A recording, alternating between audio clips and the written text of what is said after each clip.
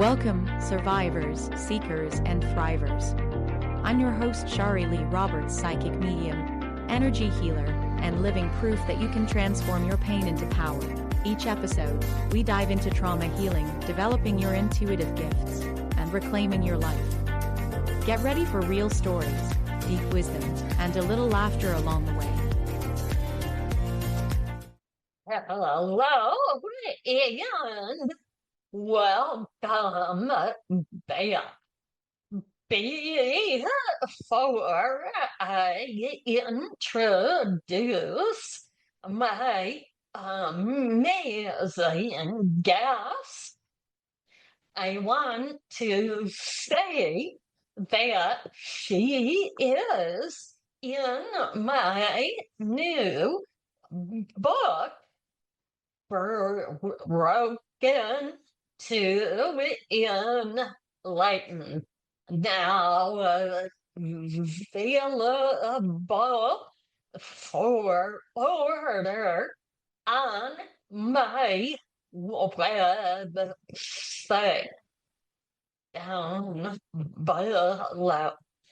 Today, I have a dear friend, Marie Demres. Not only was she my oldest daughter's mother-in-law, but is my friend, and also one of the people who kept me from living in a box under a viaduct. Marie is in my book, but also in my acknowledgments. A little history about her. After 30 years in teaching special education in Michigan, she retired, and I have to say she is busier than ever, helping people on their healing journey in multiple modalities. She is also one of the kindest, most beautiful souls you'll meet. Welcome, and thank you for being here. Thank you, Sherry. That's very kind, and I appreciate your invitation, and I'm glad to be here, and I'm glad to see you because I haven't seen you in a little bit. So, Yeah, thanks. hey, where do you want to start? Where are you being called to start? Well, I think you gave a little bit about me. So, I think one of the things that I would like to talk about is my business, and my business is called Tapestry of Love. And I believe that my business operates organically through God's grace. And I think that's very important. I'm not like a really gung-ho coach where I'm like putting out a million um, uh, ads or anything like that. I do occasionally put ads on social media. I pretty much rely on that and my reputation and my contacts and God primarily to help people to find healing. And as you said, I use several modalities and work with God to help people to uh, find a place of peace and joy in their life. And many of the clients that I work with are simply looking for peace. And if they can get there, they're just so happy. So Yes, yes. it's wonderful. And we go back. You are the daughter of an Italian immigrant. You talk about how you were brought up in a healthy, happy home, but lively. Mhm. Where take us from your childhood to high school, college. Okay. Yeah, so my childhood was full of people, a lot of people, um, mostly extended family and friends of the family, and all Italian. Italian was probably my primary language, or my first language, I should say, before I even learned English, because everyone in our household spoke Italian at Now, home. oh, Mhm. where did you grow up? I grew up in Detroit, north, I guess it was northeastern part of Detroit, and um, it was a beautiful place to grow up when I was growing up, anyway. And my dad actually was a cabinet maker, and we built our own home. And he built our home. I shouldn't say we, because I don't really have anything to do with it. But yes, he and my mom.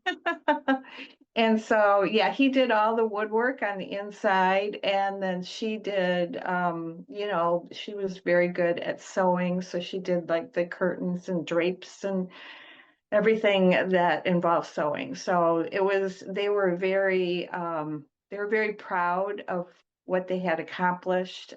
Both of them came from very poor backgrounds. And so I was an only child, and they were just very proud of just being able to provide for themselves and have this beautiful home that they built. So yeah.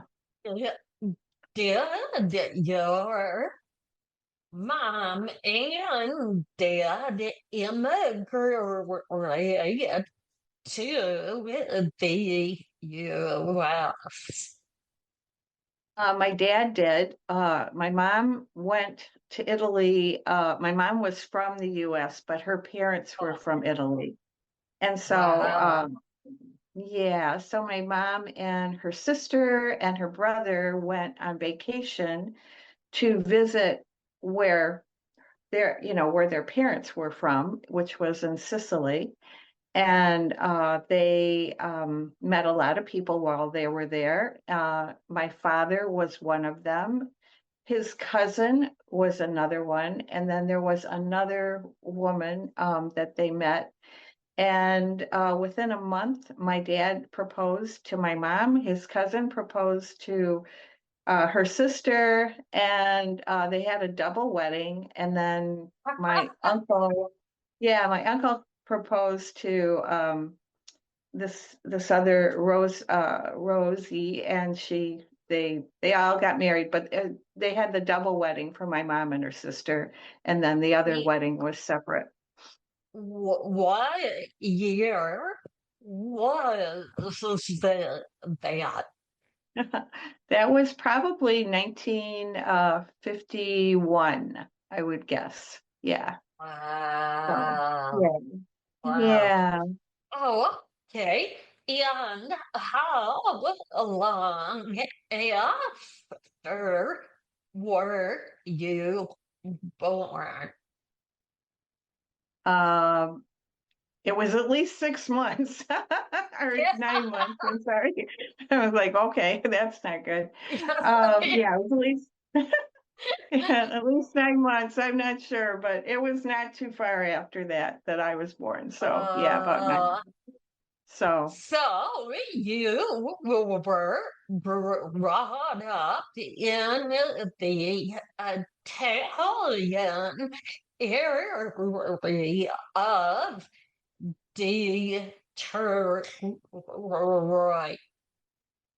no, actually, it was a pretty cosmopolitan area. It was not just Italian. So there were just, every the neighbors were from all over, mostly Americans, actually. So, yeah, but all different ethnic backgrounds, but mostly Americans. Yeah. So, but we just had a lot of relatives in our area that would, my grandparents lived with my aunt and uncle, and we were right next door. And so we were always together. So, yeah. Yeah. Yeah.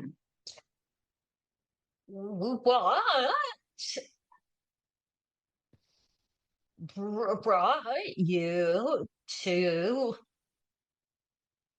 being a healer? Someone who first wanted to teach and help. Where did that begin? And what age were you? Are you talking about the coaching? Now you're uh, college and then teaching your Oh, okay. special ed. Okay. Well, Um, yeah, I went to college right after high school, got a degree in psychology, not really very useful, even though it was what I was interested in, and thought about getting, a doctorate in psychology, but then um, kind of put that on hold as I looked for jobs. There were jobs out there, they weren't very lucrative as far as being getting a lot of Yeah, money. So yeah. but I took jobs, and then uh worked for a little bit, and then my friend and I, who were working together, took a we quit. We actually quit at the same time, and drove around the United States for 2 months and visited our country. So yeah, a lot of places I hadn't been, and just we camped the whole time. Um, and then when I came Okay. back, Well, hold on. uh-huh. Talk about that. Where did you go? And what guided you to where you went? Oh, I'm not sure exactly what guided us. We were pretty, free and uh, we had a little bit of a plan. We wanted to go all around the United States, so we literally went across the northern part of the United States, all the way to Oregon. And, just we had never really seen big mountains before. So we were just so excited to Yeah, see the mountains out in the west yeah. and go into Glacier National Park in Montana, um, uh, a Yellowstone National Park. Oh my gosh, just the beautiful areas. And then, we had never seen the Pacific Ocean. So once we Wow. got there, we were uh, so excited, ran and put our feet in the ocean. And at Uh, that place in Oregon, it's pretty rocky. So we kind of put our feet in, but we didn't go in the water. And just really, we were just enjoying life. And we knew that we had gotten this job right after college, and we both looked at each other one day and just said, we need to have some fun because our job was not fun at all. yeah. And so we decided to give them notice, and we did have a wonderful time on our trip. We went all the way down the coast of California, and then uh, across the U.S. in the southern part, from the southern part. So, Wow. Arizona, on across Texas, and we actually stopped in Florida. We met my parents who met us in California, and we enjoyed a few days with them. And then we went, like I said, we stopped in Arizona, saw her brother and daughter or sister-in-law, and then we went to Florida, saw my friend and her husband, went up the coast, the eastern coast, and visited her friend and husband in Maine. And then we came back to Michigan. Um, and we had spent all that time, almost all that time, camping. So once we got back home, sleeping inside was really not, I just felt like claustrophobic almost. So Yeah. I Yeah. remember like the first night, yeah, yeah, just going out in the backyard and um, bringing my blanket and pillow and sleeping outside. You just, after all that, you really don't want to sleep inside again. No. So anyway, No. camping outside, yeah. What would you say was the biggest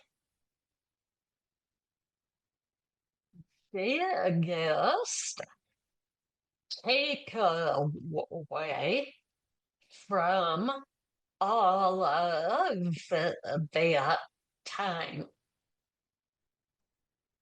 Friendship with my friend, Kathy, and beauty, just a tremendous amount of beauty. The United States is a magnificently beautiful country.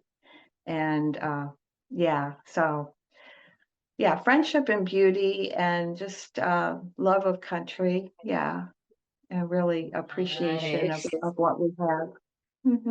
Sure. When you came back and went into a job, I'm guessing,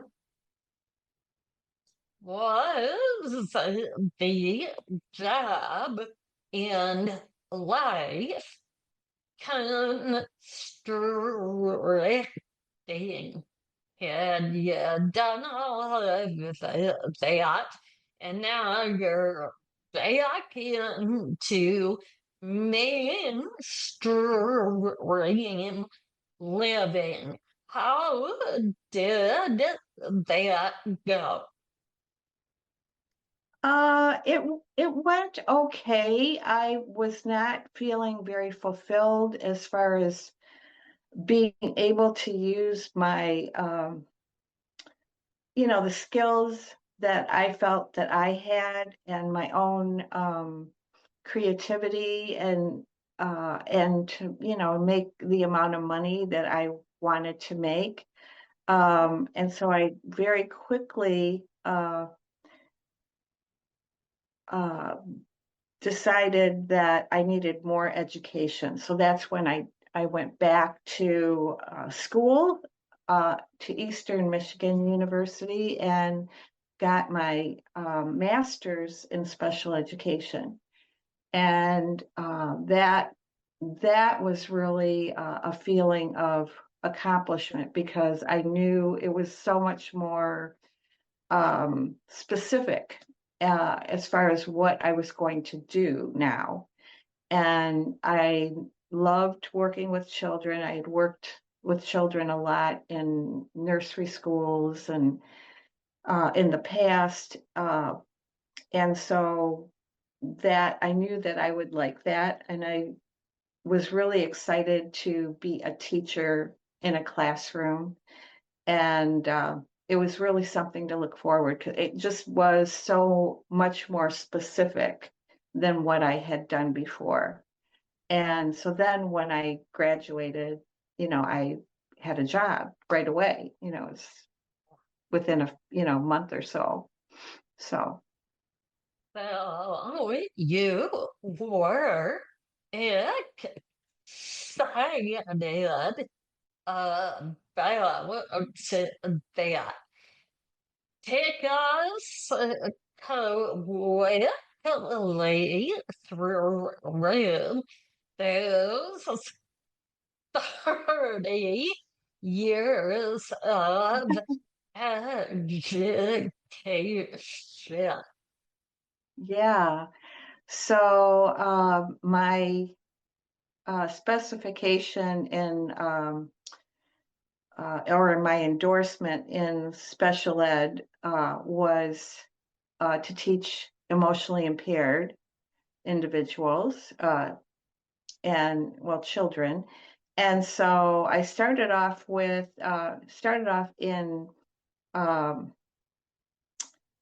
kind of like a preschool setting in the education system. And because special ed starts at birth, you can, and people who have a child who need services can, and if they notice right away, they can get special ed services from birth to 25 years old. Anyway, so I started off in like a preschool, like 3 to 5 year old setting, and then eventually moved up with the children that I was teaching. So instead of getting a new teacher every year, they got me again and again until they finished elementary school. And then at that point, I decided to move into a different school. And anyway, I was still in the elementary program, but just in a different school. But yeah, so eventually I got into middle school. Middle school is my favorite age to teach. They're challenging people. They're they're kind of at the stage where they have, a thumb in their mouth and a foot on top of the desk. So they're kind of belligerent, rebellious, and they're still babies. Yeah. So Yeah. that's where middle Wow. school is, at least the beginning of middle school. And then you see them go from that stage to, being a teenager as they leave you and go into high school. And so it's very it's rewarding. It's really a beautiful process to see their growth and maturity. And then they go to high school and then they come back and they say hi, and they're so proud of themselves because they've like, Uh, they're big people, and yeah. you know they're Uh, not the little babies. So yeah, yeah. a lot of kids would come back and say hi, and you could just tell that they were proud of how far they had come, and they kind of wanted to show somebody who had seen them. Yeah. Awesome. Yeah. So I think, Uh, as a teacher, you see people grow, and both emotionally, physically, and spiritually. And the maturity that you see happening and also what they learn is amazing. So, to watch someone go from not reading at all, for instance, to being able to read is so fun. Really, really fun. So yes. the teaching becomes addictive, and I'm learning things that I need to learn in order to teach, and they're learning what they need to learn in order to survive. And so it's a beautiful exchange of growth in both of us. So I just always loved my job, teaching, and yeah. So Yeah, it is perfect in terms where you went after retiring, because everything you have done since is about teaching others, but adults primarily on multiple levels. Let's talk about all of the modalities that you're teaching and helping, but begin with the evolution. Did you retire and begin yoga, or what did you do? And where are you today? yeah, so after I retired, I just wanted to do whatever I felt like doing rather than having to get up or being told, when you're working, not that Yeah, you're being told, but you have to get up at a certain you time and you were. have to be there and Yeah, blah, blah, yeah, blah. yeah, So it's just nice to be able to kind of feel that out and figure out what I like doing. And I started taking yoga classes, which I absolutely loved. I had never taken yoga ever before. And anyway, eventually decided to take the yoga teaching course so that I could teach yoga, and became as a registered yoga teacher. So, and then I taught in several studios. But what I found through yoga is it's way different from teaching in a classroom, because everybody's moving and you're instructing people to move together, and that's just like a beautiful process. So Yeah, it but is. when you're doing yoga, it is, yeah. It's when you watch a yoga class, I mean, it's such a beautiful, it's like watching a ballet almost, because everybody's doing, the same thing at the same time. And then there's music. It's just very, and really super warm in there. It's very comforting. And so as you're doing your yoga, you establish this breathing practice, which is primarily what yoga starts with, is the breathing.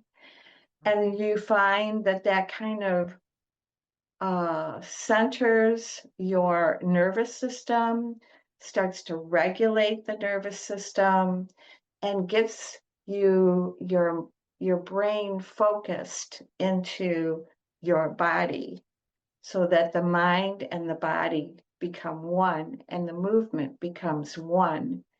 And there's this amazing focus that you may not, ever have noticed in your life before that. And that becomes what you're doing during your practice. And then when you get done, there's this feeling of just being grounded and aligned, and calmness and joy, and maybe like a release of any tension and stress. And, there are a lot of psychologists who really recommend yoga as part of they call somatic therapy, as part of a healing process. And so, Oh, yeah, that's yes. a beautiful thing about yoga. Yeah. Oh my God. Yes. So, while I was with you at your home during COVID, I was so like tense and nervous doing taxes, trying to figure out how to get out of your home, not overstay my welcome. And you came to me and asked, "Hey, do you want to do yoga?" I'm like, I thought, hell no. But what came out was yes. Be right down. You are a yogi. You have whatever that factor is that just puts people in the zone. You are magnificent. And I talk about that in my book. Yeah. Well, thank you. Thank you. Okay. It's a pleasure. So I'm glad I could give that to you. Well, and you've given it to a lot of others.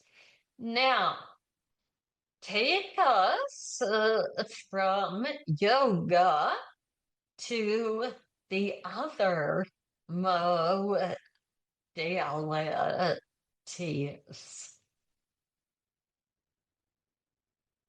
Yeah. So during COVID, we were a bit restricted. So yoga classes were stopped and I was doing them online. And but I had a lot of time on my hands. And so one of my friends, my dear friend, Bethany Perry, teaches people how to be coaches. And so she had sent me an invitation to, find out more about it.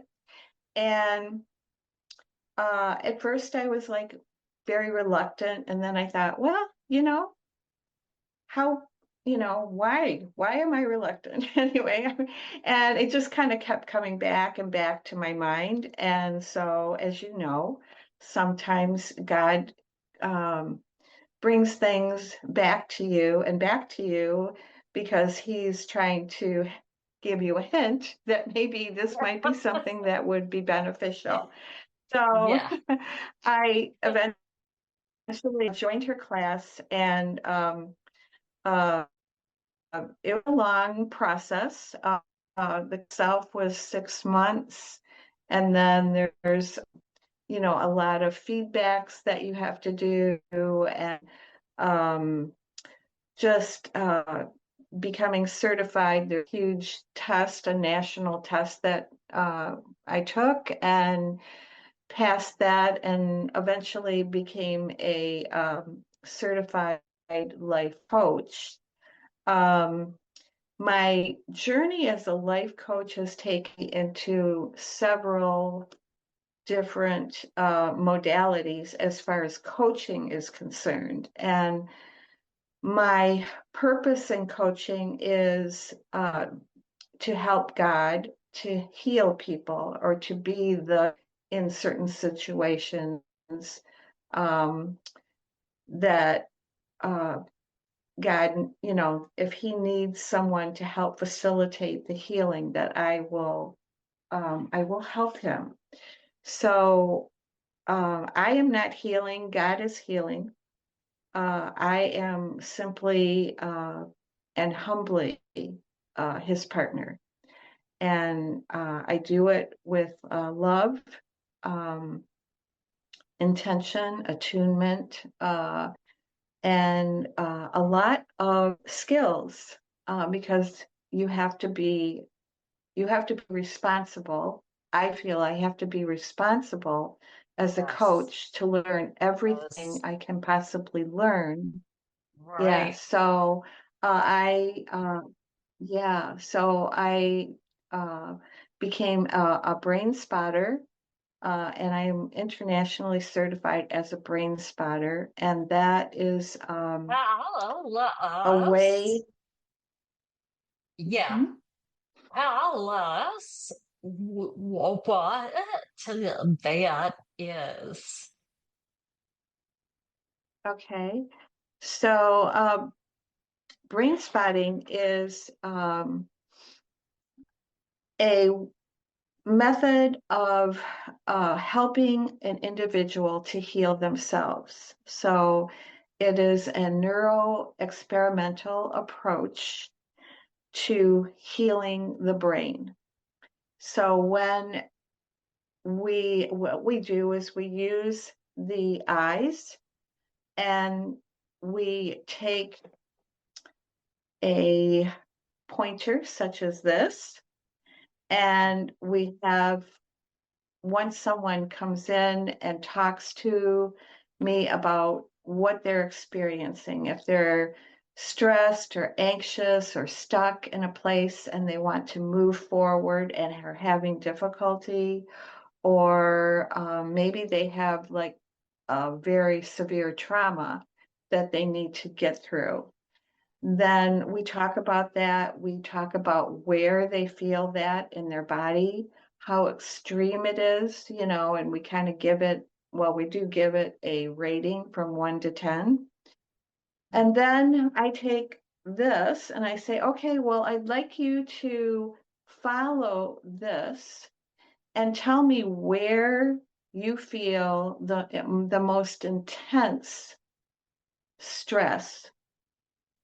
And maybe it's related to an incident, or maybe it's just a consistent, tummy ache that they have, or maybe there's a constant migraine, or maybe their foot is always jiggling or whatever. But once we get there, I'll say, okay, where do you feel that? And sometimes, like I said, it'll be, in their stomach, and they just, oh my gosh, whenever I think of that incident, I feel this pain in my stomach. And then I'll say, okay, so we're going to go with that. We're going to go with this incident, and I'll repeat it to them.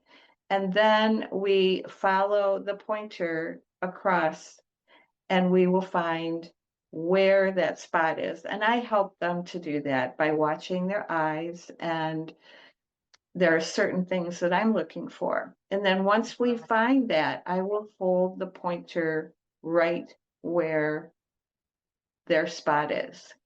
What's happening in that situation is the ocular nerve is connecting with a part of our brain. It's kind of like up on the brain stem, kind of near the middle of the brain, and it's called the amygdala.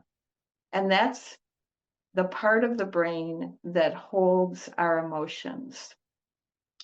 So once they find that, they're actually literally connected to that emotion. It's not the event that caused the emotion. It is actually the emotion. And Wow. they can go there without even recalling the event, okay? But Yeah. just when they focus on that, there is a connection. And because God made us to heal anything that is broken, or any part of us that is broken, if we do that enough, our brain will heal itself. Yes. That's the miracle of our human body, okay? And so that's what I help them to do. They don't need to talk. This is not talk therapy. Some people talk nonstop. Other people are super quiet. They might cry. And I will direct them as I feel fit, because while they're there, I'm there with them. Yeah. Totally. And I know you understand that because you're very attuned to your clients. So you understand attunement. And so I will ask or give guidance while they're there. And so that's what brain spotting is. That is an fantastic healing modality. All it meant when we met a year or so ago and talked about our healing methods. I thought yours was kind of out there in me being not that good. I was so wrong. It is powerful, particularly to the people that gravitate to you, or likewise to me. People have their own healing journey, and that is what is key. Follow where you are guided, whether it's me, Marie, or someone else. Go with it. Right. So much. Yes. And you truly do have gut feelings or intuitions. Everyone does. Yeah. And it's interesting to know that our gut sends more messages to our brain than our brain sends to our gut. So, yeah, so we are getting messages from our body, and it's important that we are able to receive them and listen to not only our body but our spirit. Yeah. Amen. In conclusion, well, I can't believe we're on an hour already. Yeah. Tell everyone how they can contact you. Also, give us your final words of wisdom. Yes, so you can contact me through my website, which is www.mariedemres.com. And yeah, there's all kinds of little buttons you can press on there to get an appointment or just email me. If you do email me, just put coach in the subject, and that way I will, I for sure will see your email, because as you all know, we get a lot of email that is not related to anything that we really wanted to look at. And so that helps Yeah. me to find the email. And that's me, Tapestry of Love. And basically, if you are feeling that your life is kind of in a tangled mess, contact me and I will help you to weave it back together. Nice. Thank you so much for being here and all that you do. Thank you, Sherry. I really appreciate your time and for this beautiful podcast. You do a wonderful job. I loved it. Yeah.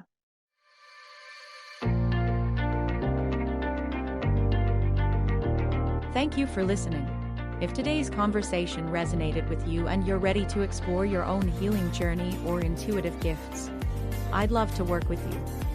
I offer psychic medium readings, energy healing sessions, and intuitive development guidance at shariroberts.org.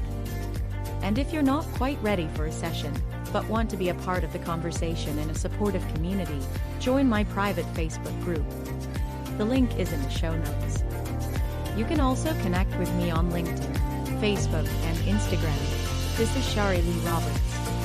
Until next time, remember, you're never alone.